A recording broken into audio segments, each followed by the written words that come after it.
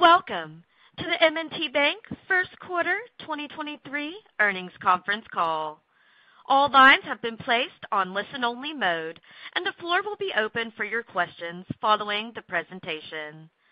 If you would like to ask a question at that time, please press star, then the number 1 on your telephone keypad. If at any point your question has been answered, you may remove yourself from the queue by pressing star 2. When posing your question, we ask that you please pick up your handset to allow for optimal sound quality. Lastly, if you should require operator assistance, please press star 0. Please be advised that today's conference is being recorded. I would now like to hand the conference over to Brian Klock, Head of Markets and Investor Relations. Please go ahead. Thank you, Shelby, and good morning.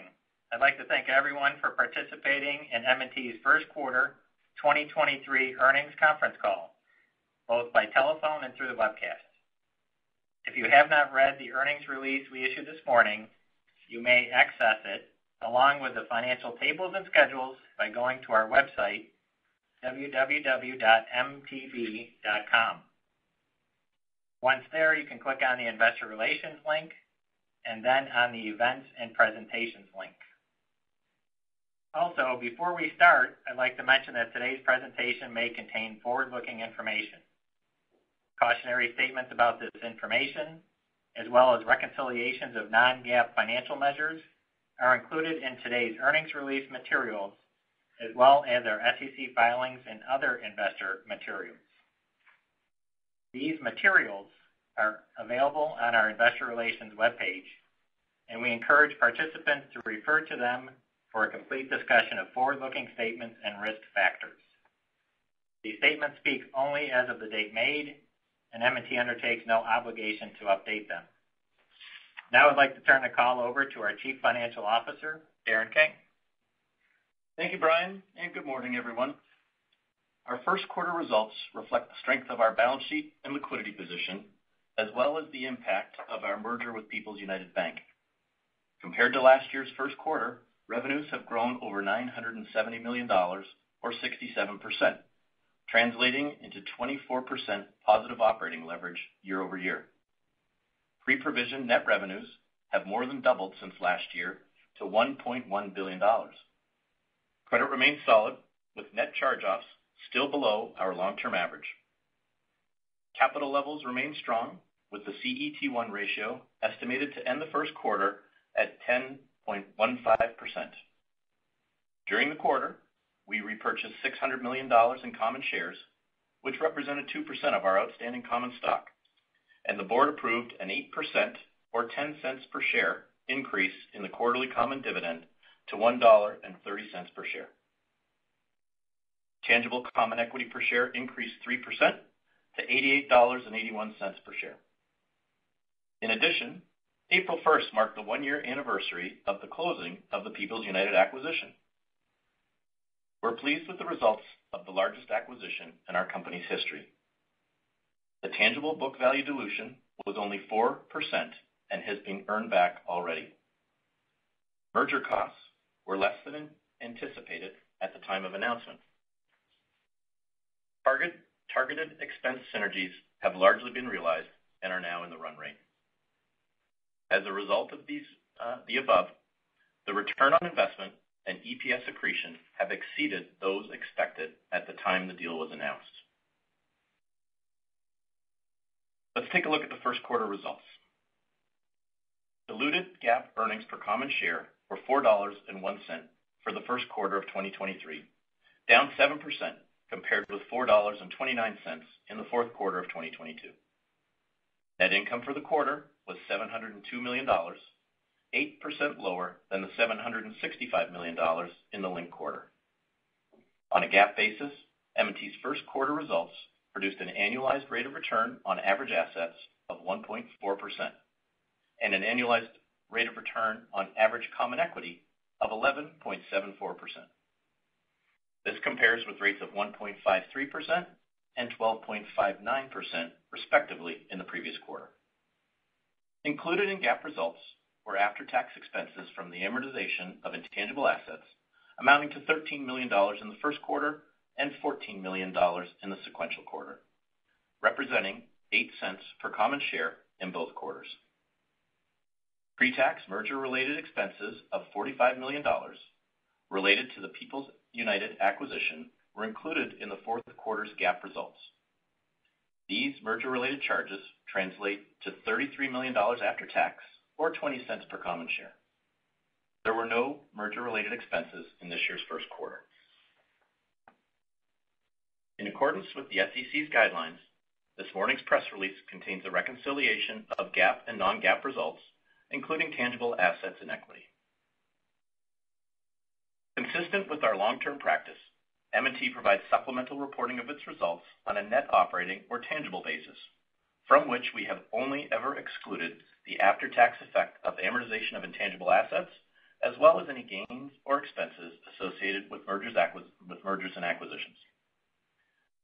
We believe this information provides investors with a better picture of the long-term earnings power of the institution. M&T's net operating income for the first quarter, which excludes intangible amortization and the merger-related expenses, was $715 million, down 12% from the $812 million in the linked quarter. Diluted net operating earnings per common share were $4.09 for the recent quarter, compared with $4.57 in 2022's fourth quarter.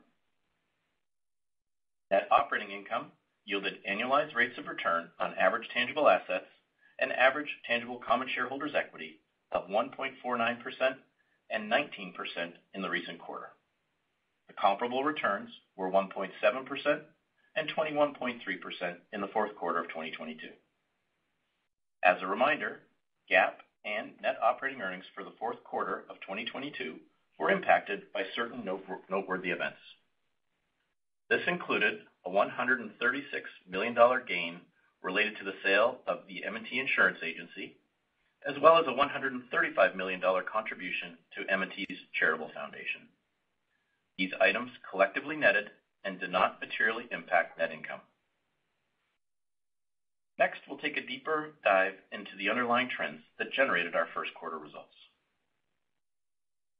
Taxable net interest income was $1.83 billion for the first quarter of 2023, slightly below the linked quarter.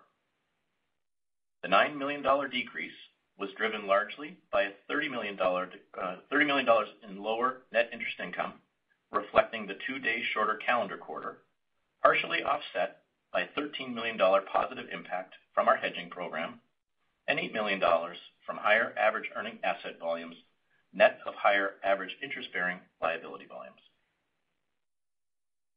The net interest margin for the past quarter was 4.04%, down 2 basis points from the 4.06% in the linked quarter. The primary driver of the decrease to the margin was the impact from a higher level of borrowing, which we estimate reduced the margin by 19 basis points. This was partially offset by the impact from higher rates on earning assets, net of deposit funding, which we estimate added 18 basis points. All other factors had a negligible impact on the margin. Total average loans and leases were $132 billion during the quarter, up $2.6 billion or 2% compared to the linked quarter. Looking at the loans by category on an average basis compared to the fourth quarter, commercial and industrial loans and leases increased $2.4 billion or 6% to $42.4 billion, with $1.9 billion being broadly based and $453 million of growth in average dealer floor plan balances. During the first quarter, average commercial real estate loans decreased by $363 million or 1% to $45.3 billion. The decline was driven largely by lower permanent mortgages, as average construction loan balances were essentially flat. Residential real estate loans increased by $435 million, or about 2%, to $23.8 billion, due largely to the timing of the retention of originations throughout the prior quarter.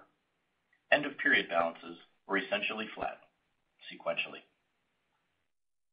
Average consumer loans were up $144 million, or about 1%, to $20.5 billion, Recreational finance loan growth continues to be the main driver of increased balances, and these average loans grew $178 million, or 2%.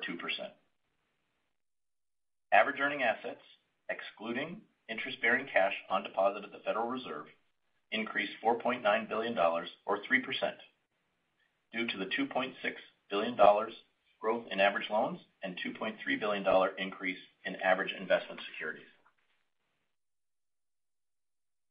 Although average interest-bearing cash balances have decreased $777 million to $24.3 billion during the first quarter of this year, they came in higher than our initial projections. The sequential quarterly decline in cash reflects loan growth and the drop in deposit balances, partially offset by the proceeds from long-term borrowings issued during the quarter. Consistent with our expectations and normal seasonal outflows, deposits declined sequentially. However, the $1.9 billion or 1% sequential average decline was slightly better than our expectations at the January earnings call.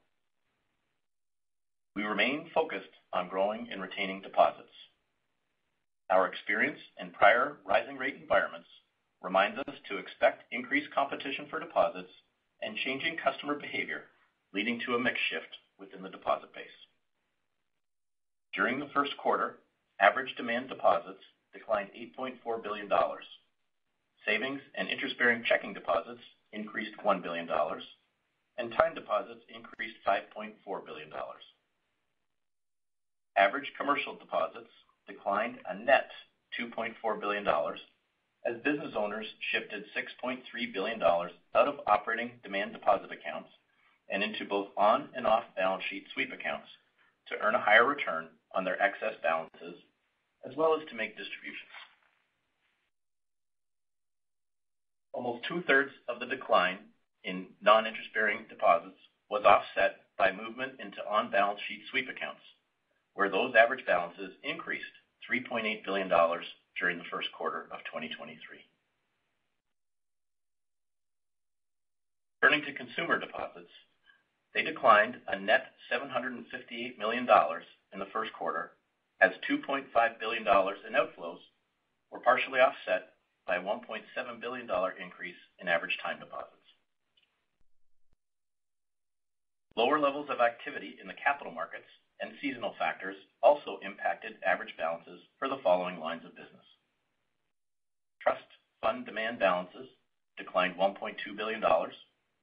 Municipal deposits declined $789 million, and escrow deposits declined $684 million. Average brokered CDs increased $3.8 billion sequentially, due almost entirely from growth during the previous quarter. Turning to non-interest income. Non-interest income totaled $587 million in the first quarter, compared with $682 million in the linked quarter. M&T normally receives an annual distribution from the Bayview Lending Group during the first quarter of the year. This distribution was $20 million in 2023 and $30 million in last year's first quarter. As noted earlier, the fourth quarter of last year included a $136 million gain from the sale of the M&T Insurance Agency. Excluding these two items, non-interest income was up $21 million, or 4% sequentially. Trust income of $194 million in the recent quarter was flat sequentially. Service charges on deposit accounts were $114 million, compared with $106 million in the fourth quarter. The increase primarily reflects a full quarter of service charges on acquired customer deposit accounts after these fees were waived in October and November of last year. Mortgage banking revenues were $85 million in the recent quarter, up 4% from the linked quarter. Revenues from our residential mortgage business were $55 million in the first quarter, compared with $54 million in the prior quarter. Commercial mortgage banking revenues were $30 million in the first quarter, compared to $28 million in the final quarter of 2022. Other revenue from operations, excluding the distribution from Bayview Lending Group in this year's first quarter, and the gain from the sale of the M&T Insurance Agency in the sequential quarter, were $140 million, up $9 million sequentially. Turning to expenses. Operating expenses, which exclude the amortization of intangible assets and merger-related expenses, were $134 billion in the first quarter of this year, little changed from the fourth quarter of last year. As is typical for M&T's first quarter results, operating expenses for the recent quarter included approximately a Gretzky of seasonally higher compensation costs relating to accelerated recognition of equity compensation expense for certain retirement-eligible employees, the HSA contribution, the impact of annual incentive compensation payouts on the 401k match and FICA payments, as well as the annual reset in FICA payments and unemployment insurance.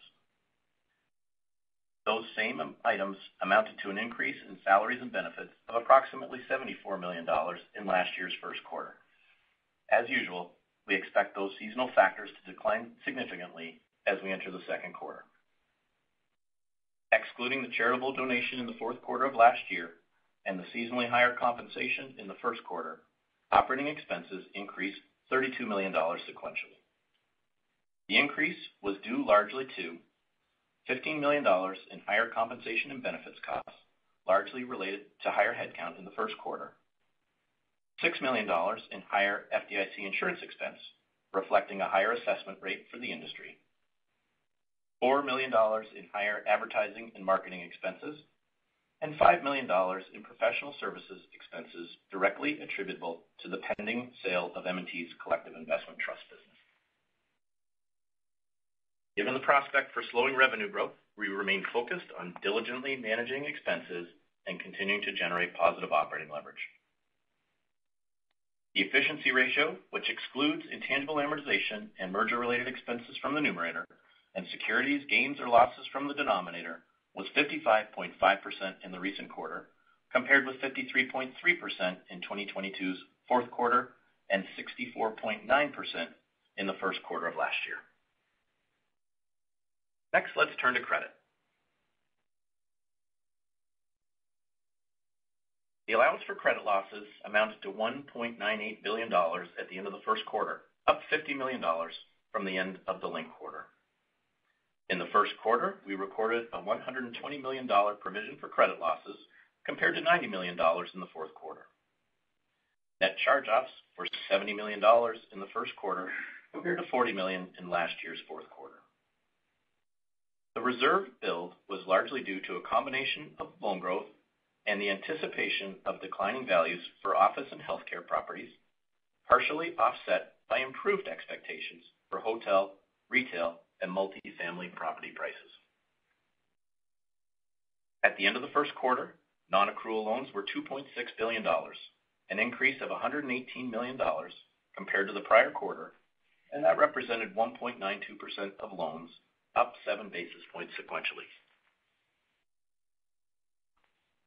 As noted, net charge-offs for the recent quarter amounted to $70 million, including amounts that reflect updated appraisals of non-accrual office loans.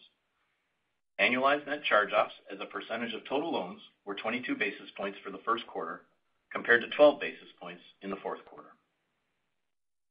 Loans 90 days past due, on which we continue to accrue interest, were $407 million at the end of the recent quarter, compared to $491 million sequentially. In total, 75% of these 90-day past due loans were guaranteed by government-related entities. Turning to capital, M&T's Common Equity Tier 1 ratio was an estimated 10.15%, compared with 10.4% at the end of the fourth quarter. The decrease was due in part to growth in risk-weighted assets and the impact of the repurchase of $600 million in common shares, which represented 2% of our outstanding common stock.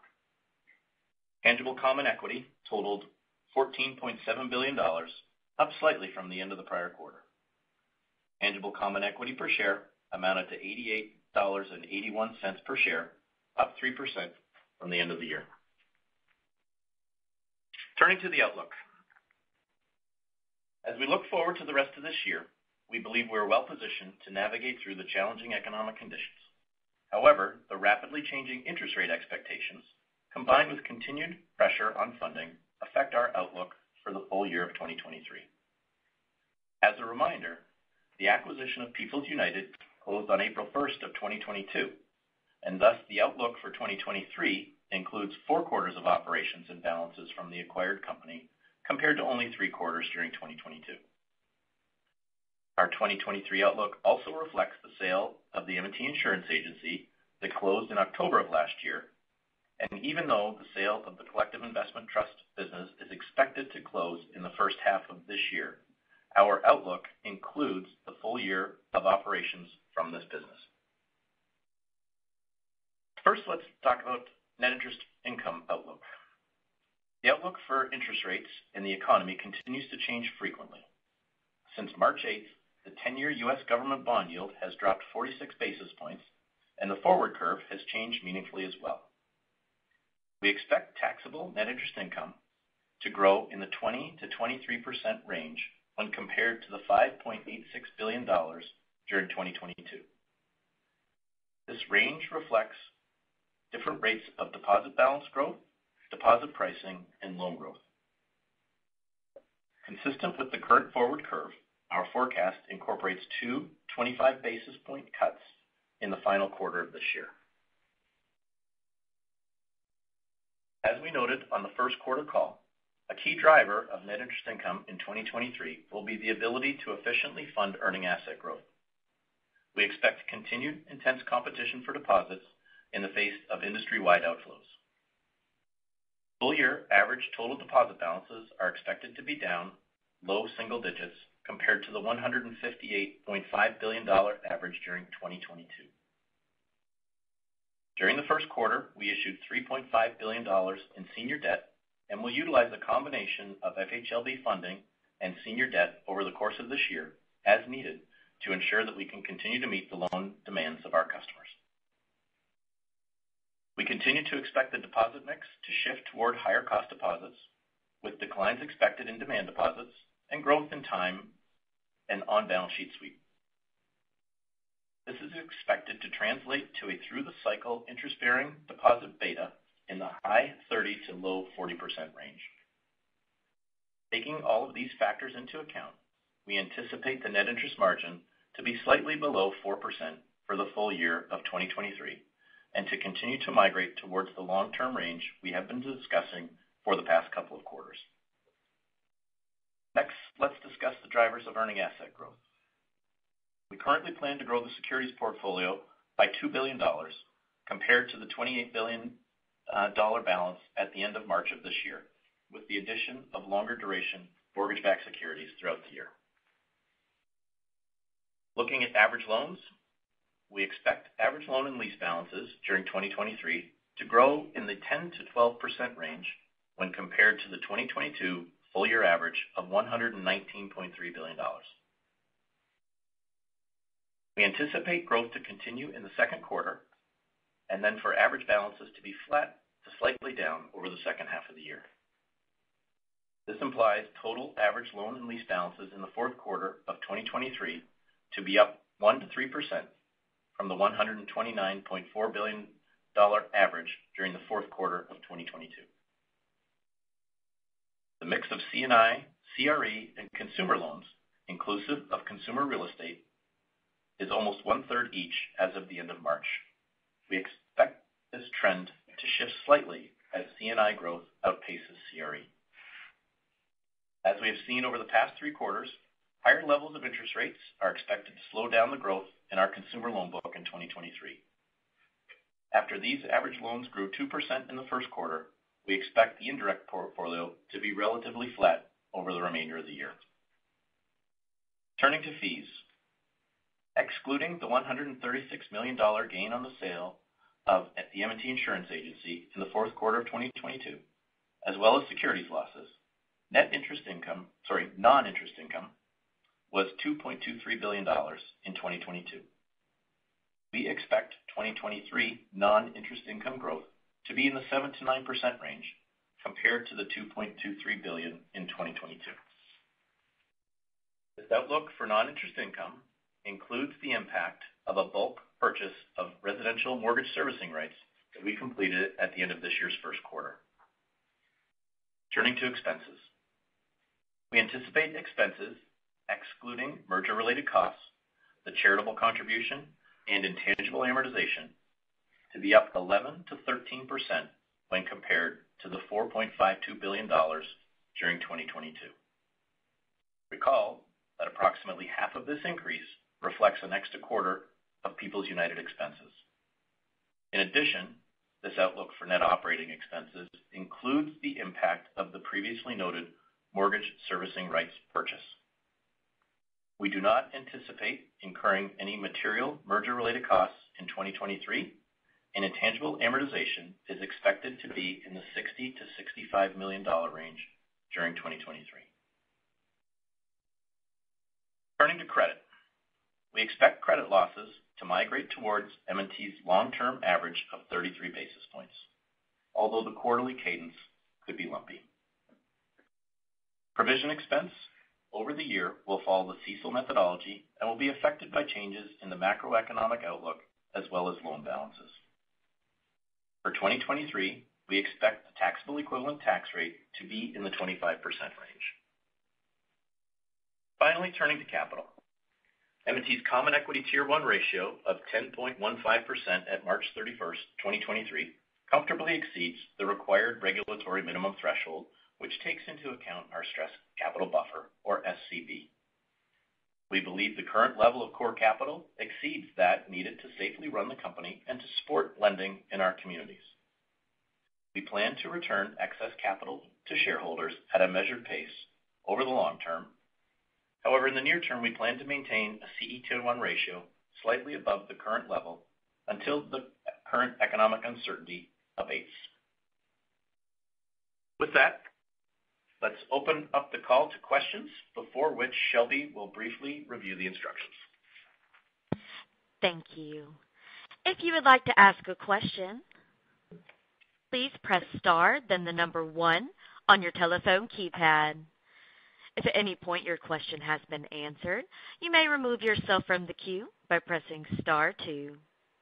To get as many questions as possible, we ask that you please limit yourself to 1 and 1 follow-up. We'll take our first question from Ebrahim Poonawala from Bank of America. Hey, good morning. Good morning. I guess just wanted to go back to the deposit beta and the NII guidance, so high 30s to low 40s deposit beta. If you can unpack that a little bit in terms of how has your view around deposit pricing behavior changed today relative to January? And that could be because Fed funds is at 5%, events of the last 1 month post SVB. Just give us a flavor of commercial versus retail. Are you seeing differences, and has one changed a lot more than the other? Would appreciate any color there. Sure, Ibrahim. The deposit betas are largely moving consistent with how we thought they would. When we think about the cumulative through the cycle beta, we really haven't changed our thought process there. What happens is kind of from quarter to quarter, you might see the pace at which we get from where we are today to that terminal cumulative beta shifts a little bit depending on the competition. And obviously the first quarter there was a lot of disruption going on in the market. But generally the most elastic deposits are the commercial and the wealth deposits. And when we look underneath the hood there, we see that the betas of the commercial deposits are in kind of the mid 60s, low 70s. That would be higher in commercial. If we add in, small business, that comes down a little bit because those deposits tend to be a little bit less price sensitive. And then when you get in the consumer space, you're in kind of the mid-teens deposit beta so far. And with that number, that includes the impact of time deposits. If we didn't include the impact of time deposits on those consumer deposit betas, they'd be pretty low. But we tend to include the time when we think about the beta, because we see time for consumers as a substitute product in rising rates for money market savings and savings accounts. And so, we try to think about the all-in funding cost, which includes time deposits, which is why we include those. And so when we look at the quarter and we look at the decline, for me, a couple things kind of jump out. First is that the decline in deposits this first quarter versus last year's first quarter are almost identical. And so given that last year was kind of a more normal year and this year had a lot of activity going on, for those numbers to be about the same when you look at that gave us a lot of, we felt really good about that. And the other thing is just a little bit about, there's a normal seasonal decline that happens in the first quarter as commercial customers tend to make their distributions to principals to pay taxes. But underneath, the surface, it's important to keep in mind that there are a couple of things that affected deposit flows for us this quarter. One was trust demand balances were down about $1.2 billion, right? So about 20% of those balances were trust demand balances, which move with economic activity, and another $700 million odd was escrow. And with mortgage rates moving, there's less activity, and so a little bit less action in the escrow accounts. And so, outside of that, I see it as very typical seasonal decline in commercial balances offset by folks moving, commercial folks in particular, moving some of their balances into on-balance sheet sweep or interest-bearing. And so we kind of look at those two categories together as one. And when rates go down, we see deposits flow into non-interest-bearing, and when rates go up, there's a different mix of interest-bearing and non-interest-bearing. But nothing that we're seeing that's outside of our history or our expectations. So hopefully that I said a lot, gives you a little color. No, it was a lot, and thank you so much. And just on a separate question, I think you mentioned you provided made some reserves against office CRE. Obviously, a lot of focus there. Give us a perspective of, is there a pool within your office CRE book that you view, or within the CRE book, as higher risk? And how do you frame the loss content if some of these buildings end up in foreclosure and you had to have a distress sale around that? Is it easy to handicap that right now, and just your thought process in managing that portfolio? Sure. Office obviously is getting a lot of attention in the world, and we've been focused on it for quite some time. When we go through it and we look at what we think the loss content is, it's a little bit tricky to estimate right now, only because there hasn't been a lot of asset sales.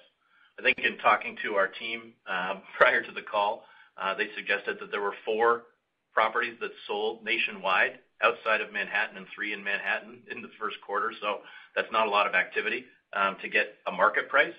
So everything that's happening is everyone's looking at cash flows and NOIs.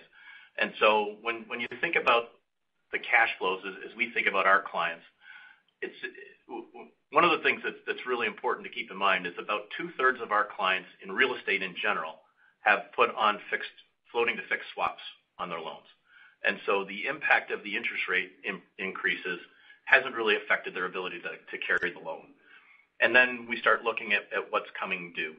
And so you worry about maturities and the ability for folks to refi and the pace at which those loans might come due. And so when we look forward into the next couple of quarters, in aggregate, we have about $200 million of office maturing each quarter for the next 2. Then it actually drops down in the fourth quarter. And when we look at the LTVs of what's maturing, we're in the neighborhood of 80% of those maturing loans have an LTV of 60% or less. Now, again, it's important to keep in mind that not all of those LTVs are calculated off of brand new appraisals. Some of them will be a little bit dated.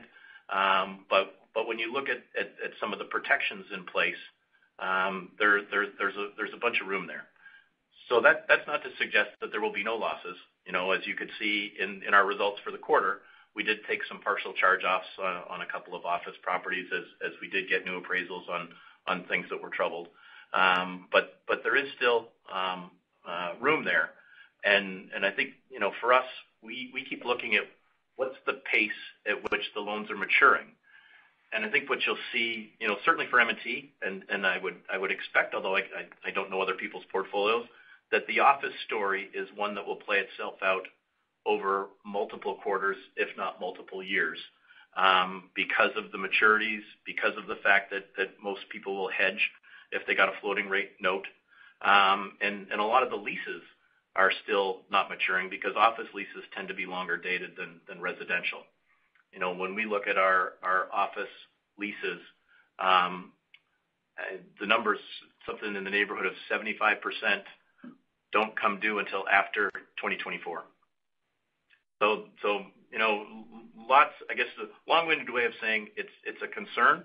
We're watching it. It's our portfolio is pretty broadly spread across our footprint, and it will play itself out over the next several quarters. That's great color. Thank you so much.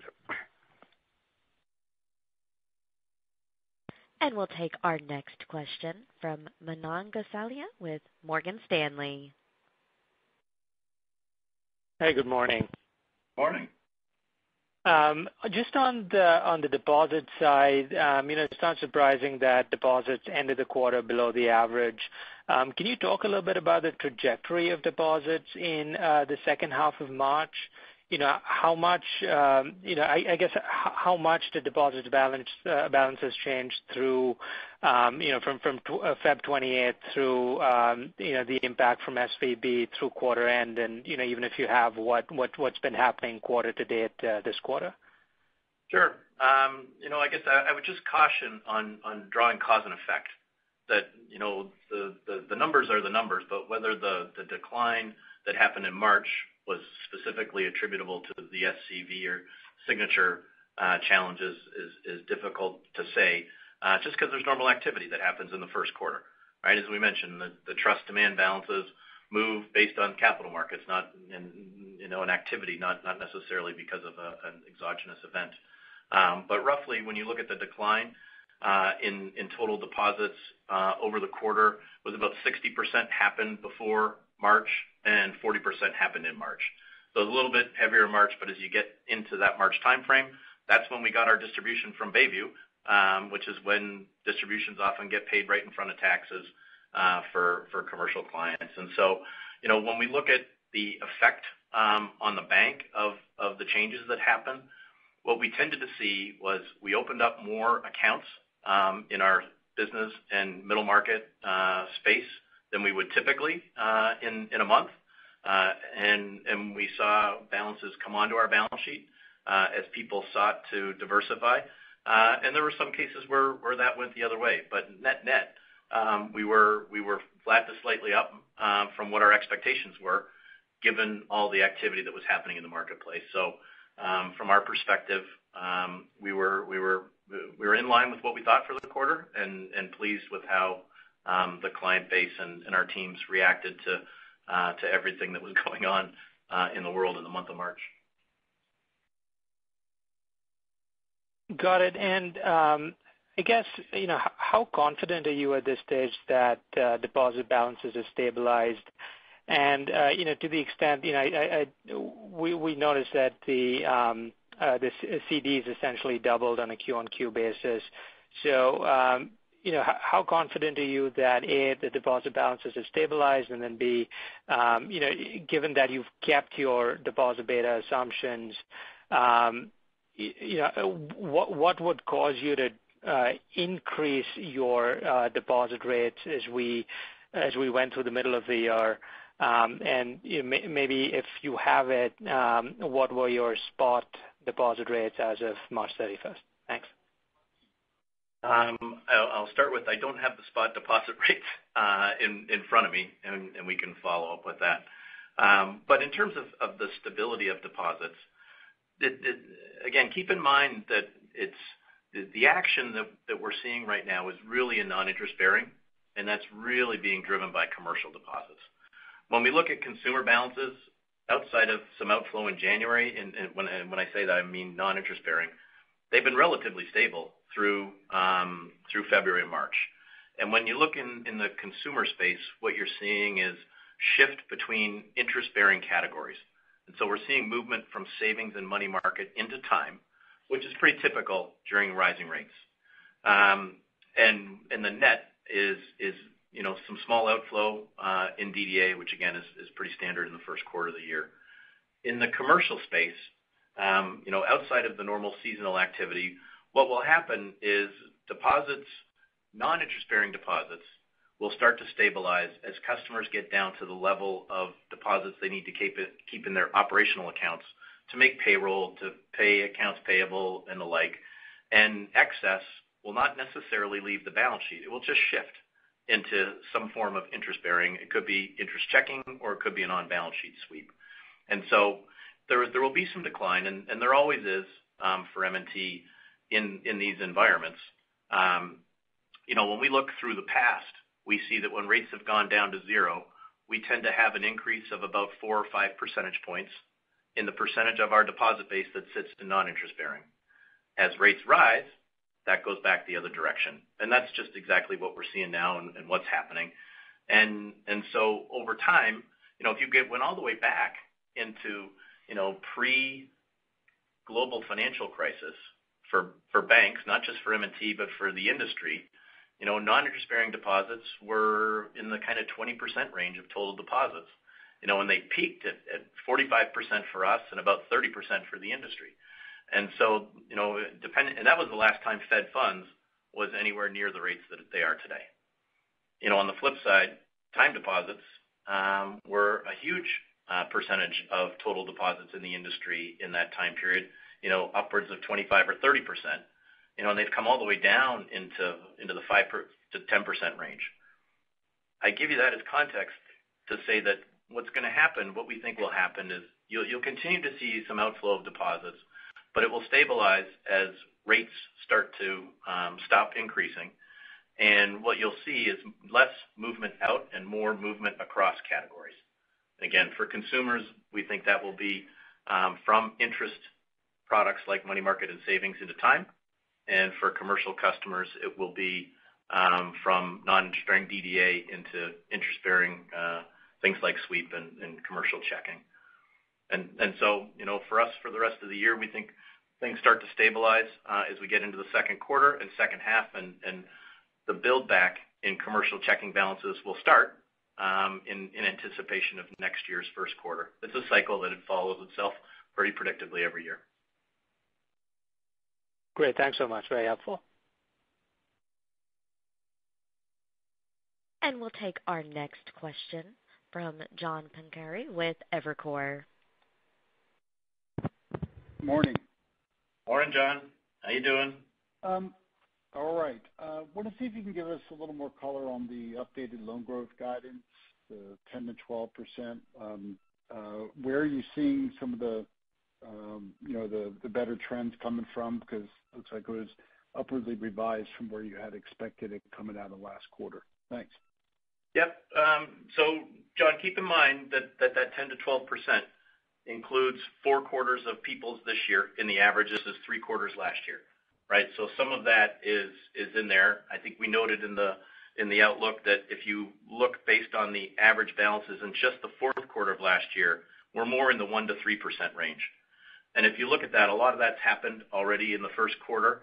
And based on, where the first quarter loan balances ended, just the averaging effect of that should carry a little bit of growth through the second quarter. And then we expect things to kind of flatten out a little bit as we go through the back half of the year. And that's that's just the math that gets the average into that range. And really, I think the challenge that you're seeing is pipelines have been robust, but they're starting to slow down a little bit, and we're managing them to focus our liquidity on our best customers and our relationship customers. And then in some instances, in some of the consumer space, as it is indirect and RecFi, with rates going up, you're seeing a little less demand from the clients, and therefore a little bit of a slowdown that will keep balances flat to slightly down in that space, just as the duration of that portfolio is pretty short. And so you need to continue to originate new to keep it flat or to grow it. Within the commercial world, there's not a lot of activity that's really happening in CRE. There's not a lot of new construction. And so what we would expect is you see for us and for the industry, as loans mature, a lot of capital and liquidity is devoted to those clients and keeping them around. And then in the C&I space, we've seen fairly broad-based growth, whether it's by geography or by industry type. We did note that the dealer floor plan balances have grown. They're still maybe half of their long-term average, which is better than they were.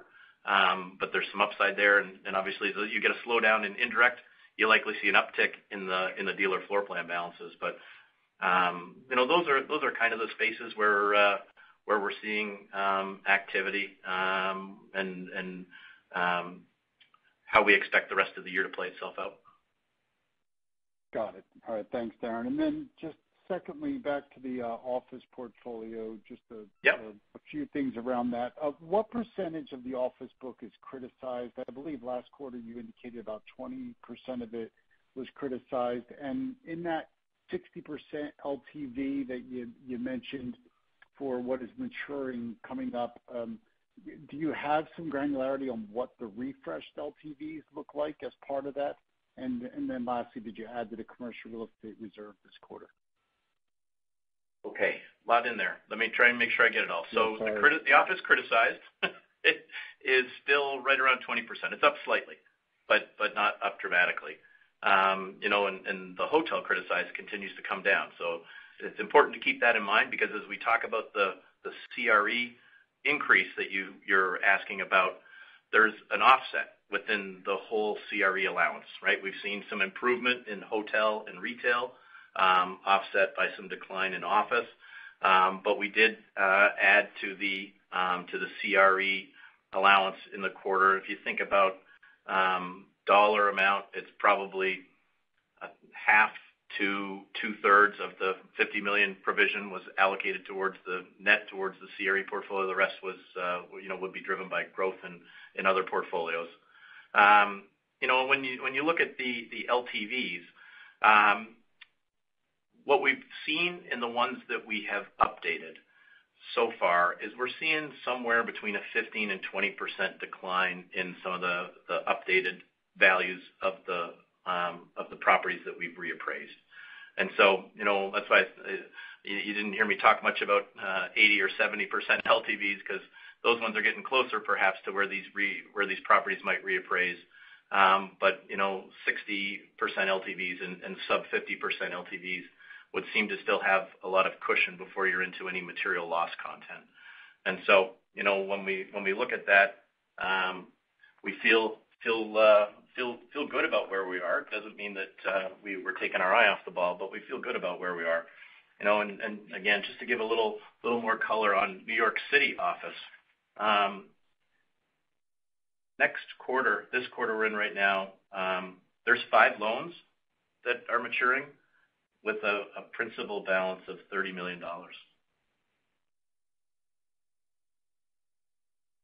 Got it. All right. Thank you, Darren. And we'll take our next question from Dave Rochester with Compass Point. Hey, good morning, guys. Morning. On capital, the buyback going forward, it sounds like you're pretty much saying no buyback for 2Q, or is that too strong a statement?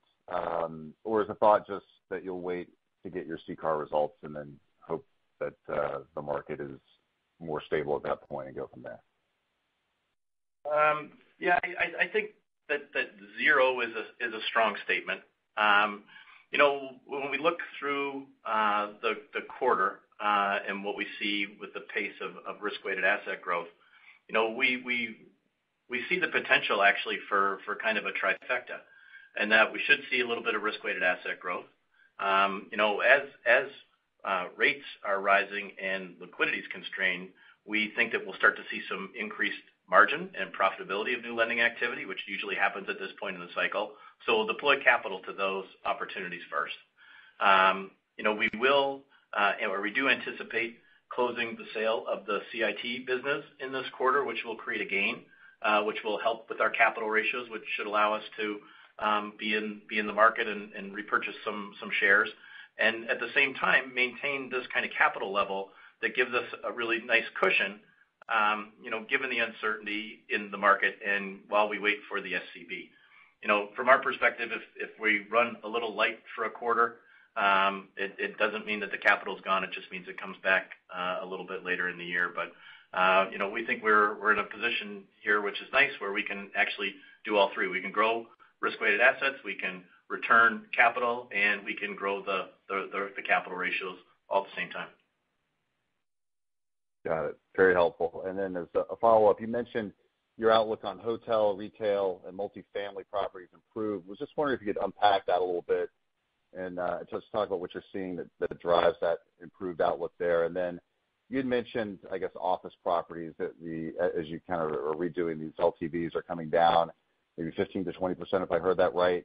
Is that how much you're actually marking these as well? So the NPAs that you have and the marks that you took this quarter, is that roughly the magnitude, or is it less, just given that 15 to 20% really doesn't cut into a lot of those properties if those LTVs are that low? Thanks.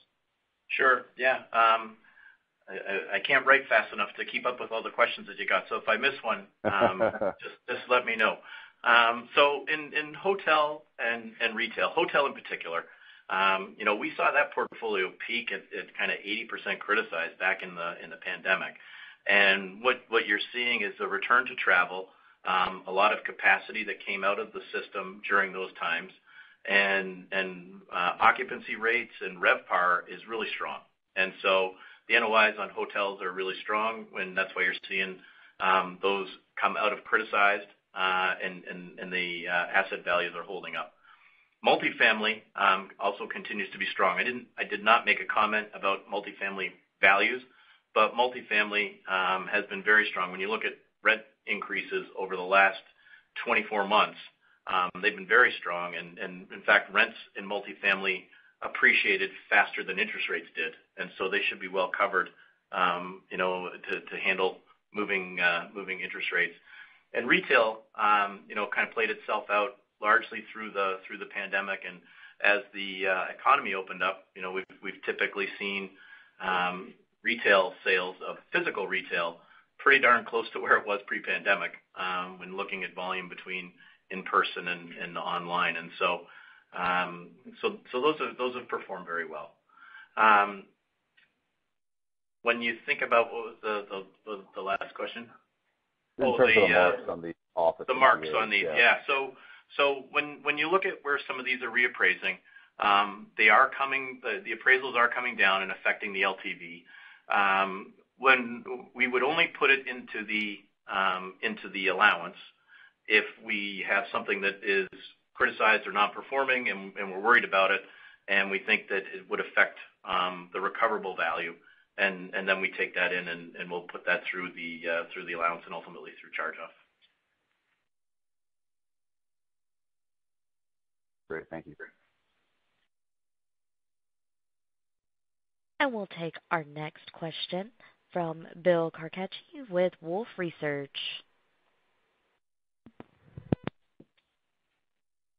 Thank you. Good morning, Darren. Could you address how you're thinking about the risk of tougher regulations following the SIVB fallout and Barr's recent testimony, including in areas like TLAC and the elimination of the OCI opt-out? And how could we see this, as we see this play out, how could we see it affect your appetite for buybacks and RWA growth? Sure. So I guess a couple of thoughts, Bill. On the OCI piece, when we've had that in mind for the last 3 years, and all the discussions we've had over the prior number of years about putting the cash to work and the impact that might have in the securities portfolio on AOCI and our capital. We were looking at both the CET1 ratio as well as the tangible common equity ratio. And it was really the latter one that gave us a little bit of agita in debating how fast and how much to put into securities. And so from an OCI perspective, if that comes to pass and that goes into our capital ratios, at the end of the quarter, we had about $1.3 billion in total marks across the AFS and HTM portfolios. About $350 million was pre-tax, the AFS mark, and so $264 million after tax. It's maybe 20 basis points of CET1. And then, if you look at the total, you're maybe slightly below that, call it 80-ish basis points of CET1 if you had to put both through. And so when we talk a little bit about our thoughts on capital and where we're kind of managing the CET1 ratio for the next little while, it's giving ourselves some cushion as these things play themselves out. And so from that perspective, it won't surprise me if that's a change that happens, but I think we're well covered and well prepared should that play itself out. As it comes to TLAC, that's really a longer-term change. I think when you look at what's happening in the industry right now, most organizations have been increasing their use of wholesale funding and bank notes, which ultimately will help with TLAC as it plays itself out. And then there's always the question of how Basel IV and those regulations come to pass and what the final proposals look like. And so, we're trying to be mindful that those are changes that could come and not do something today that would put us in a place where we would have to raise equity or issue TLAC at a suboptimal time. That's helpful, Darren. Thank you. If I can follow up on your deposit remixing commentary earlier. Yeah. What's the non-interest-bearing mix that's implicit in your high 30% to low 40% beta expectation? And following up on the commentary about that non-interest-bearing mix, perhaps declining to pre-GFC levels that you mentioned. How are you thinking about that risk? What would that mean for betas? So I'll try and unpack that for you. I give the comment about where rates were and where deposit or where balance sheets were pre-GFC to give context, right? That most of the time when we talk about deposit betas in these industry forums, the point of reference tends to be the last rising rate environment, which was the 16 to 19 period, where Fed funds only got to about 2.25%. And so given where Fed funds are today, and we'll see how long they stay there, it's important to keep in mind what bank balance sheets looked like back in that time period. We might not get all the way back there. We probably won't get all the way back there, depending on how long rates stay at this level. Although it does look like they'll stay there longer than the last time rates rose. And so when we look at the deposit mix and where things stabilize, we tend to look at and think about demand deposits in conjunction with interest checking and on-balance sheet sweep. And what we've been seeing is some decline in those balances over time as deposit balances come out of the system with the Fed's quantitative tightening that they're doing. And what we think we'll see, which is included in that outlook, is we'll see a continued shift from demand, particularly commercial clients, commercial and small business, from non-interest bearing into interest checking and sweep. And that over time, you see those balances look maybe closer to 50-50 from where they are today in those particular categories. There'll still be non-interest deposits on the consumer side, and those you won't see as much movement into interest-bearing products because they don't tend to switch categories like that. And those are some of the factors that are implicit in those deposit betas. And really the question to me is twofold: where do Fed funds ultimately end up, and how long does it stay there? That's very helpful. Thanks, Darren. Hey, Shelby, this is Brian. We're going to go for another 10 minutes, and we've got a bunch of analysts in the queue, so maybe we can limit it to just one question for the analysts that are still there. Absolutely, and as a reminder, to star one to ask a question, and please limit yourself to one question. We'll take our next question from Matt O'Connor with Deutsche Bank. Hey guys, thanks for fitting me in here. Darren, I wanted to circle back on the comment about NIM being below 4% for the full year and then trending to kind of that longer term average. I guess first, just confirm, is it still, I think, 3.6 to 3.9%, the long-term average that you've talked about? That is correct. And then in terms of, I guess, like the timing of getting there and, what are some of the, besides the obvious, like if rates go to zero, it'll be the low end, but like what are some of the kind of puts and takes, like the 3.6 versus 3.9? And then lastly, just to weave in, like any thoughts on the jumping off point for the end of this year? Thanks. Yeah. So Matt, the biggest driver of the change, in our posture and thoughts on NIM has really been the shift in funding sources, right? And so if you look at the work that we did in the first quarter, the $3.5 billion that we issued, we had talked about issuing wholesale over the course of the year. The markets were very receptive when we went out in January, and so we pulled forward a bunch of that funding, which had a big impact. We talked about 19 basis points on the NIM. And so where we stand today, when you look at our asset sensitivity, you can see we're kind of plus or minus 2%, which is where we try to run the bank. And so we'll see when we go through and we look at those factors and expectations that Fed funds is starting to top out and likely based on the forward curve, we see a decline in the end of the year. That's why you start to see that deposit or that margin start to come back down.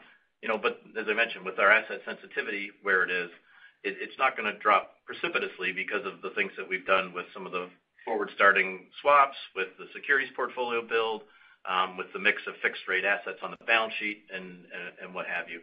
And so it will start to grind down into that range. But given, over the long run, the reason we've talked about that range is because we expect over the long run that things, quote unquote, normalize. And what we mean by that is that the mix of deposits on the balance sheet looks more like what you would see in a normal rate environment. It's not extreme, like where we had 45% of the deposits in non-interest bearing. That's not normal. As that changes, the margin comes down. We'll see a different or a mix of the time deposits and what the rates are on time deposits, and that will affect the margin. We'll look at what percentage of the balance sheet sits in cash and securities, and as those start to normalize, you'll see an improvement in the margin.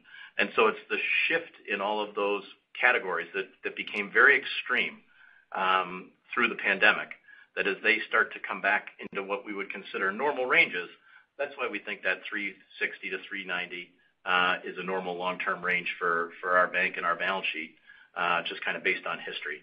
And so we'll start to see that migration happen. We started to see it obviously this quarter and at the end of last year, and it will continue through 2023. How fast we get there? It seems like things are moving pretty quickly right now, just given quantitative tightening and how balances are shifting around the industry. As we get to the end of the year and the jumping off point for the margin, you probably migrating towards the 360 range, for the last quarter of the year. But there's a lot of factors that can get us there between now and then. That would be kind of the low end of where I think we would end the year. For the whole year, we're in the ballpark of high threes, just based on that trajectory. And then as we go through the year and the deposit balances reprice, you see some migration down, but it starts to level off as we get towards the back half of the year, and you operate in that range through most of 2024 would be our expectation right now. But keep in mind there's a lot of assumptions that go into that, not the least of which is what the forward curve looks like. Okay, that was a lot of detail, but just to summarize, so you think you get to the kind of lower end of the 3.6 to 3.9 range by the end of the year, but that's kind of relatively stable for next year with all the caveats that you have highlighted. Yeah, I would just alter that slightly and say that the bottom end of the range you probably don't see until the first half of next year. That 360 to 390, but you're slowly moving down as we go through the year. But as we get towards the end of the year, the rate of decline slows and you kind of stabilize and hold flattish as we go through 2024. Okay, that was helpful. Thanks so much. And we'll take our next question from Ken Usdin with Jefferies. Hey, Darren, how's it going? Just a quick one on the fee guide going to 7.9 from 5 to 7% growth. Is the entirety of that just the MSR add that you mentioned you did at the end of the quarter? Pretty much, yep. Okay, and then if I could just squeak in the same one in on the cost side, do you, in terms of like the expected sale of the corporate trust business, you gave us the revenue number in the press release. Do you have an approximate idea of like when that's going to close so we can just kind of think about taking out the fees and the expenses relative to that as the course of the year goes on? Yeah, sure. We expect it to close this quarter. For safety for you guys, I would assume that it's out of the run rate for the second half of the year. And you've got the revenue. The expenses are not quite the same as revenue, but they're not far off, which is one of the reasons why we're contemplating this move. Okay, got it. Right, and you were pretty clear that the rest of the cost guide is inclusive of the MSR, any cost related to the MSR ads. That's correct, right? And so in the guide, we have both the full year of the CIT business right now, just to try and keep it apples to apples year over year, as well as to let you know that we made that MSR purchase. But other than that, there were a few things that were kind of pulled forward in this quarter, some advertising expense, some of the items, costs related to that divestiture that won't repeat themselves, to try and, just give you guys a little bit of color as to why we still feel good about the full year guide. Got it. Thank you.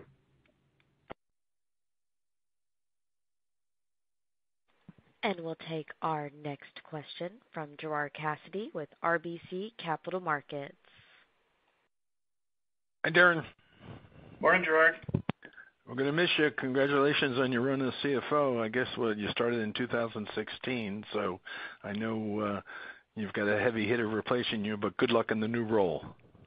Thank you. I appreciate it. It's been a run. There's a lot that we've seen.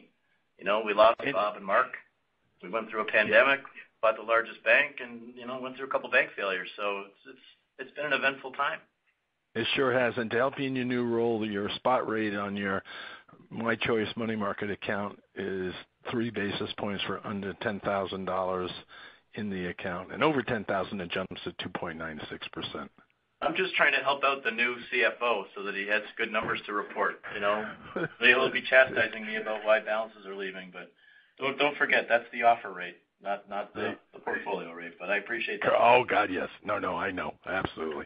But here's my question: speaking of deposit rates, can you share with us, and you've alluded to this in some of your answers, if the Fed reaches its terminal rate on Fed funds in June, let's say, at 5.5%, and does not cut, even though I know you're looking at the forward curve that includes 2 cuts in the fourth quarter, say they don't cut until maybe the first half of 24, when does your deposit betas go flat after reaching the terminal rate? And second, if they go flat 60 days afterwards, or whatever that you think the number would be, do you then benefit from reinvesting the cash flows off of the securities portfolio into a higher rate environment, assuming the Fed doesn't cut the Fed funds rate? So when you start seeing a slowdown in deposit repricing, history has been it's typically 1 to 2 quarters after the Fed stops. And so, I would expect even if the Fed stopped in the summer and cut in the fourth quarter, you wouldn't see a change in deposit betas in all likelihood until sometime in next year. If you get into the space where they stop and then hold and it goes into 2024, the same thing would be true in terms of you'd see deposit betas go up for a quarter or 2 after and then start to level off. In all of these things, in the pricing and the ultimate beta, there's a couple of factors to keep in mind, right? We always talk about it in terms of where Fed funds is, but as we look at the bank and the balance sheet, there's a bunch of trade-offs that are being made, right? And so for interest-bearing deposits, there's a cost that is borne that you need to offer to the customers, but then there's other alternatives, that you can look at to meet those funding needs. It's brokered money market, it's brokered CD, it's wholesale funding, right? And so our preference is, if we're going to give rate, we'd rather give it to our customers than to the capital markets. But at the end of the day, you're always making those trade-offs. And then it's the mix shift that happens. For our clients, as they are a reflection of the economy, just as any bank's clients are, consumers are going to keep some amount of money in their checking account that they're comfortable with. And every person has their own number, but they won't go below it unless they're in dire circumstances. Businesses are the same way.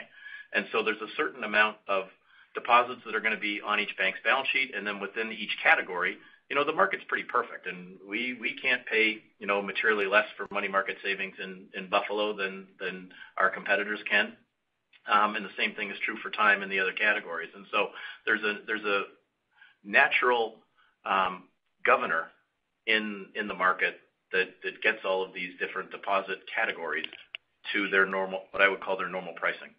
Right, and then what kind of differentiates one bank from the next is their mix, and our advantage has always been that we tend to focus on operating accounts, whether it's consumers or commercial customers, and we have a slightly higher mix of those in our funding, which ultimately helps our cost of funds.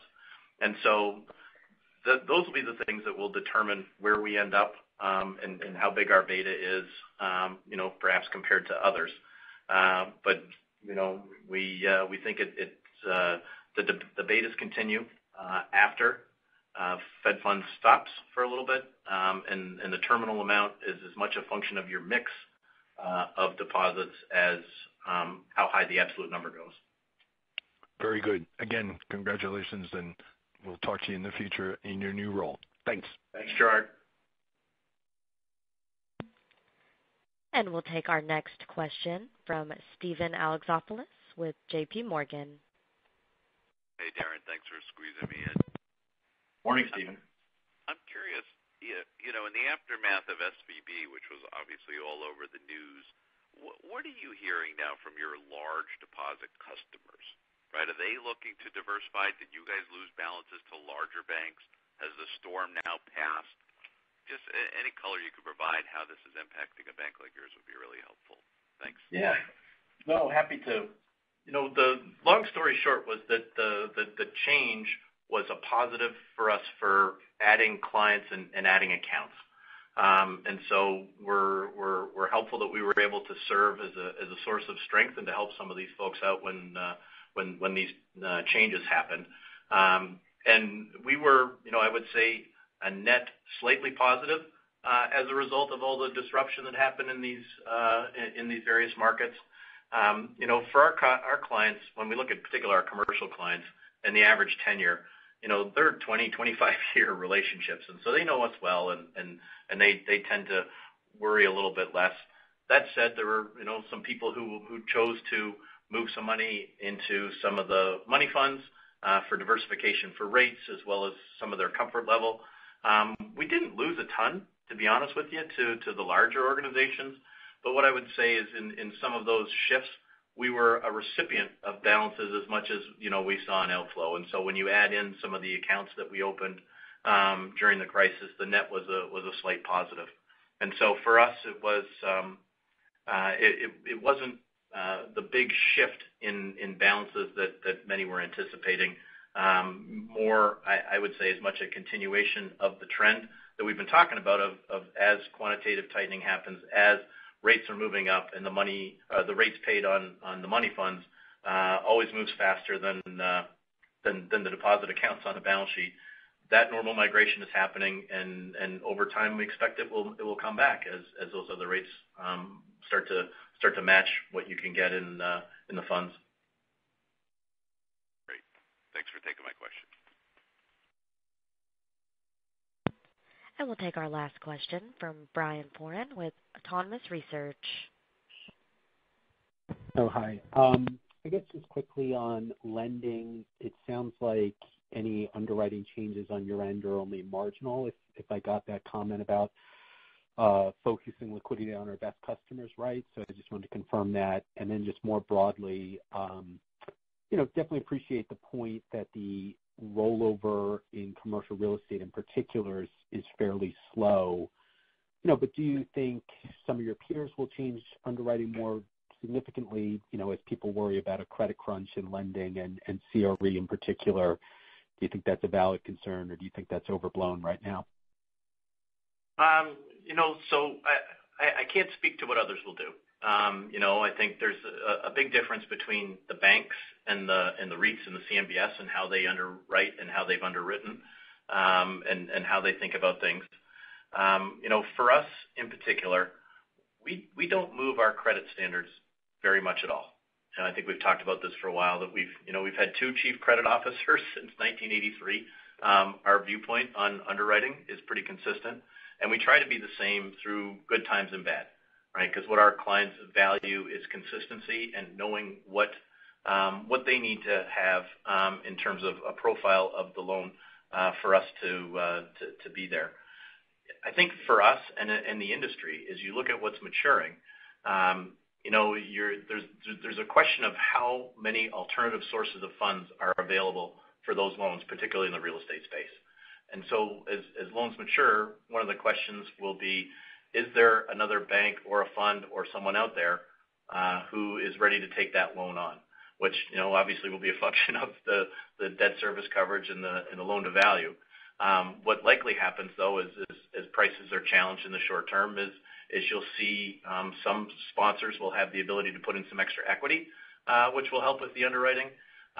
You might see some, A-note, B-note structures. You might see some outside private equity money come in the form of preferreds or mezz debt to help with some of those shortfalls. So I think what's typical within real estate is it's nuanced, right? It's hard to give a blanket statement about what will happen. It's more client by client and property by property that you work through these things.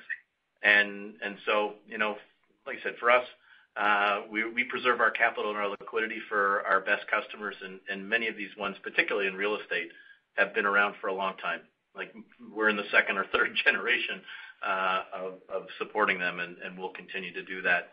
But there's always opportunity when this kind of disruption occurs, and we'll be paying close attention to that as well. I appreciate all that. Thank you very much. And it appears that we have no further questions at this time. I will now turn the program back over to Brian Klock for closing remarks. Again, thank you all for participating today. And as always, if clarification of any of the items in the call or news release is necessary, please contact our Investor Relations Department at area code 716-842-5138. Thank you and have a great day.